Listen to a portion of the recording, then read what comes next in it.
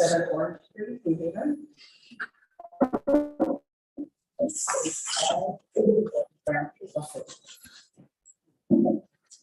Here before you today, we have the highlights. We're here to talk about 18 Tower Lane ground floor renovation and redesign. We're here to apply for a pass-through grant for $2 million for the construction costs for the redesign on the ground floor is to fill the gap.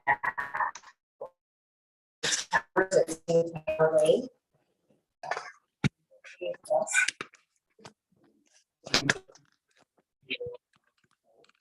So historically, Tower One and Tower East were two separate organizations. They were built in two different times. Tower One was built in the late 60s, early 70s, and Tower East was 2017, we were able to combine the space. Luckily, we have a little bit of money left. So we wanted to use that money in order to update the so it's getting used 24 hours a day, and it's tired. So we were thinking that we would be able to use these funds, leverage as much state funds as possible, to be able to revamp our ground floor. We really have outgrown our building.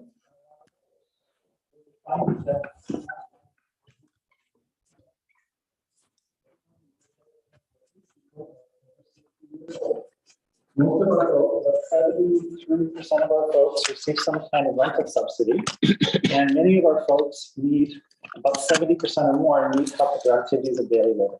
If it weren't for the towers in our model, a lot of these folks would end up going into nursing homes. So we're kind of a special place. We also were one of the first places to have assisted living services in a housing site like ours. And we're also one of the first places that actually had a central dining program in a building like ours. So we're always trying to find ways to help our seniors live their best lives, as well as stay in the community. So our average age is around 83. Our average income is around $1,300 to $1,400. For the people who don't get subsidy, those folks tend to be people who fall through the cracks.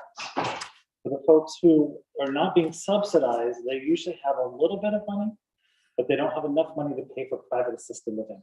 So we tend to have people who are paying what was called the market rate, but they're really actually paying less than what the real market rate is. So it's a lower cost for folks, so they're able to receive assisted living and not have to go into the nursing home just because of finances. So we're at a point where we have figured out the model. We have 90% drawings. We received our permit. We are so eager to get going, and we're so grateful that we have these funds to fill the gap. And this is one of the final pieces of our puzzle to be able to put this together and to break ground and to really renovate our building. Some of the things that are going to be a part of this that we don't have currently are things like craft room, where we don't have a place where people can do art and use clay for their hands, especially with arthritis and stuff. We have people who have some form of dementia, and there's lots of programs that we could do, but we don't have the physical space to do them. Oftentimes what happens is we have to wait for one program to end before we can do the next program. There's so many things that we need to do for our seniors that we're often trying to jostle each other for the space. So this renovation will create a craft room, will also create a sitting space, some more smaller spaces for intimate conversations, counseling, that kind of a library, that kind of stuff.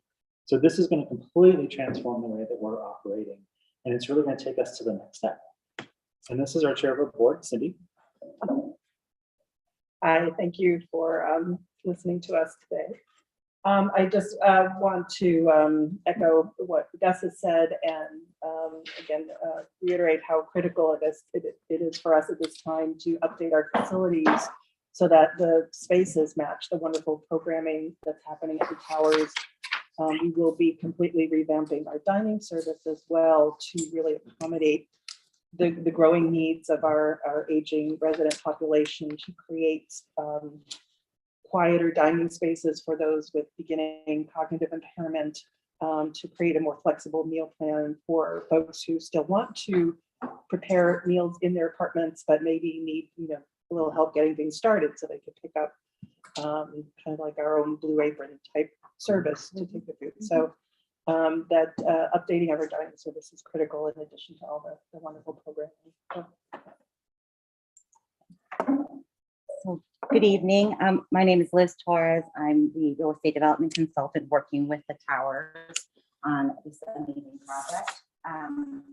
The ground floor space is 30,000 square foot program and office space, so it's a fairly large space, and it's exciting that we're redesigning it and modifying it to meet the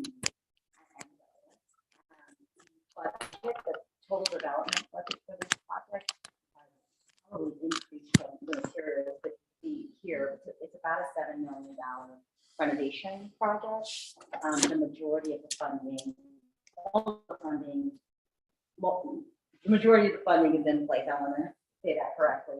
And the majority of the funding is being funded by reserves that the tower has. So only $2 million of the project funds coming from the state for this urban act funding. So a couple other things I'll share with you is that we did use the state of Connecticut's Department of Housing's procurement process to identify the general contractor, and we will adhere to the city's minority hiring ordinance and have included that as part of our contract. Outside of this pass-through, there are no other city funds being used to improve the ground floor space. We do have an asking for the residential component, but not for this ground floor space. That's for the future. Yeah, I don't want us to come, you said you knew, the city was gonna invest more money, but, so I don't know if there are any questions about financing or about. Any questions from the committee? I have. So the funding that you're getting, 2 million, on top of that, what other funding did you say you were getting? Yeah, so it's a $7 million project. 4 million is coming from the towers, the surplus money from the refinance. The $2 million is coming from the state of Connecticut through the Urban Act money. There's a $500,000 coming from a state tax credit called the Housing Tax Credit Contribution Program. And then the rest of the money is actually being raised through private contributions. And Yeah, people donate. individuals and And the renovation itself is strictly for the ground floor? Yeah. Wow. And that is between the two towers? yes. Yeah. The- So our two towers, connecting? so this is the connection between the two.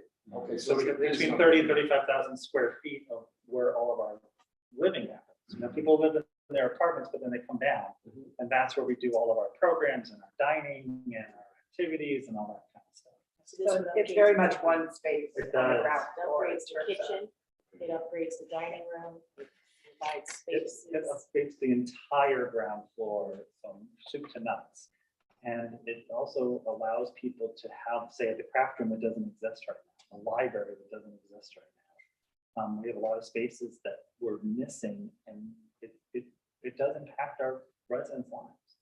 So we've got a really great plan to really better utilize the spaces, and then also to take the office spaces and reconfigure them so that they're not scattered all over the building and taking up resident space. So many of the spaces that are now offices become resident spaces. So at the end of that, by you implementing more space, of course, it's gonna take more money to maintain. Is this gonna affect the tenants? They're gonna, No, it's the same space that we have now, we're just using it better. Yeah, we're not adding square footage. It's you're just. not gonna be caught up on the rents. That's what I'm telling No, you. our rents are set by HUD. Okay. So HUD decides what our rents are going to be, and it's done based off of a system. We don't have a choice of it. Any other questions? No, I had a comment. No, she answered my question. In reference to the local hiring, the local, process, the way it works. Right. I got that in the Take that down. job. The way it works. 203, 562, 9,000. This is telling us as well. Yes. You know, we do have a lot of jobs. And one of the things about, we're gonna call you. So one of the things about this is that we have a lot of people who man our front desk in our dining room, and we're always looking for good people. Right? So that can easily happen because we're always looking. So, And it's going to leave it works. Let's face it. yes. 203-562-9000. That's what I take it you have a connect. just a little bit. Just a little bit. It started out being conflict. But that's what I want to go. As long as I can get Tower 1, Tower East, it's icon. And it's really over there, right? So this is wonderful stuff. Thank you. I'm very lucky to be a part of it. Thank you. I would also say the Tower 1 has been a great asset to our community. There's a lot of historians living in the facility, and a lot of relatives. One day we all might be in there. Come on over. I got a couple of them. Let's go. I think people like this. Any other questions? I just have a comment, because Comment. this is in my ward, and I have to say that I visited the area. I have to say that one of the things that is exciting is the kitchen. I know that the seniors, when I was there, they're amazing. It's a great place to walk into. Folks are talking, folks are not just sitting. So I'm glad that this community is very, very vibrant. It's not, people were moving around, and so what you're doing with including the residents in the cooking process, which I heard a lot of before even this came to light, is they wanted to be involved with the smells and the senses and things like that, being able to decide what they want to do. That to them is a huge push, and is a huge quality of life for them. They want to feel engaged. So I feel that when I went there, and I went there a couple of times, what you're doing is you're never limiting our seniors. You're engaging them. And so at 83, people were so engaged. It was incredible. And so, you're pushing our health and longevity in our community. And so we thank you for that. And it's important to have more areas like this. We need another tower in the lane there. Tell Randy to give you some space there. And so. So we may be talking in the future. You never know. So again, thank you so much for all you do in our community for our seniors. Thank you for saying that. And then one of the things I'm very excited about is the kitchen will be redesigned so that the cooking is out in front. Instead of it being behind a wall, we're going to be cooking out in front of people so they hear it and they see it and they smell it. And they can tell the chef that he's doing something wrong. We should do it differently. So maybe when we get done with the construction, we can host one of your meetings over there. I'm happy to do Thank that. you. Really appreciate it. Thank you for what you do. Thank you. Thank you. Thank Thank you. you. very much. Thank you. Is there anyone else from the public who'd like to speak on these items? Anyone from the public wishing to speak on these items? Third and final time, anyone from the public willing, wishing to speak on the three items on our agenda? Seeing none? Mr. Chair, I move to close the public section. Second. Motion has been made to approve the closing of the public portion. All in favor? Aye. All opposed? Ayes have it. Mr. Chair, I'd like to move item 1, 2, and 3 together as approving these funds coming in from the state that we're going to be passing on to the street project. Second. And second. Motion has been made and seconded. All in favor? Aye. Seeing none? Mr. Chair, I move to close this meeting. Second. Speak. You close. We are done. All in favor? All in favor? Aye.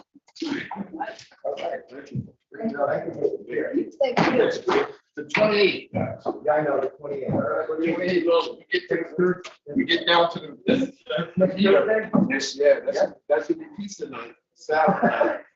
So what time? The summer home. Just right now, Yeah. The town hall? So this is new. With the different grants, the state grants, we'll be doing a lot more of the pass-through work. So Okay. over time, we'll build a pattern for which you point of ensure that the city's performance expectations. So we have did a great job organizing the first wave. I love this committee, though. So if we keep doing it, just take. That's what we're trying to do.